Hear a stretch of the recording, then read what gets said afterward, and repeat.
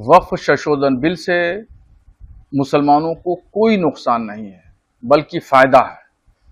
और इस वक्फ की ज़मीन से होने वाली आमदनी जो जिस मकसद के लिए हमारे बुज़ुर्गों ने वक्फ की थी, उस वाकिफ़ की मंशा के मुताबिक काम होगा। उससे होने वाली आमदनी से गरीब, कमज़ोर, लाचार, यतीम, बेवा मुसलमानों की किफ़ालत होगी, उनकी आर्थिक मदद की जाएगी। इससे सामाजिक और आर्थिक तौर पर गरीब मुसलमान जो है वो उभर के आएंगे और अच्छी ज़िंदगी गुजार सकेंगे। वाकिफ़ की मंशा भी यही थी कि जो ज़मीन वक्फ की गई है उससे होने वाली आमदनी गरीब मुसलमानों पर ख़र्चा की जाए, दीन के काम में, कौम की फलाह बहबूद और जन कल्याण के कामों में खर्चा किया जाए। ये नहीं हो रहा था, वाकिफ़ की मंशा के मुताबिक काम नहीं हो रहा था, इसलिए वक्फ में संशोधन किया गया।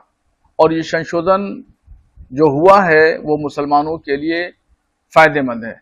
इससे करप्शन रुकेगा और इस ज़मीन पर स्कूल, कॉलेज, हॉस्पिटल, मदरसे, यतीम खाना, ये तमाम चीज़ें बनेंगी। एजुकेशन का एक बहुत बड़ा सेटअप तैयार किया जाएगा, उससे गरीब बच्चों की मदद होगी, फ्री में तालीम दी जाएगी, बैतुल-माल कायम किया जाएगा। और चंद सियासी लोग मुसलमानों को डराने में और बहकाने में लगे हुए हैं और वो कह रहे हैं कि मस्जिदों मदरसों को खतरा है।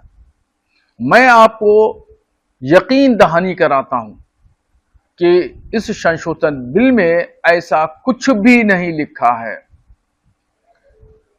मदरसों को, मस्जिदों को, खानकाहों को, ईदगाहों को, कब्रिस्तानों को, दरगाहों को इस बिल से कोई खतरा नहीं है। मैं तमाम मुसलमानों से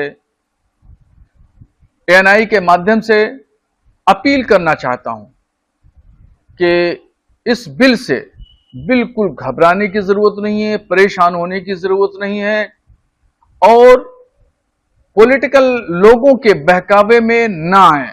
न्यूज नेशन अब व्हाट्सएप पर खबरों की ताजा अपडेट के लिए न्यूज नेशन के इस क्यूआर कोड को स्कैन करें।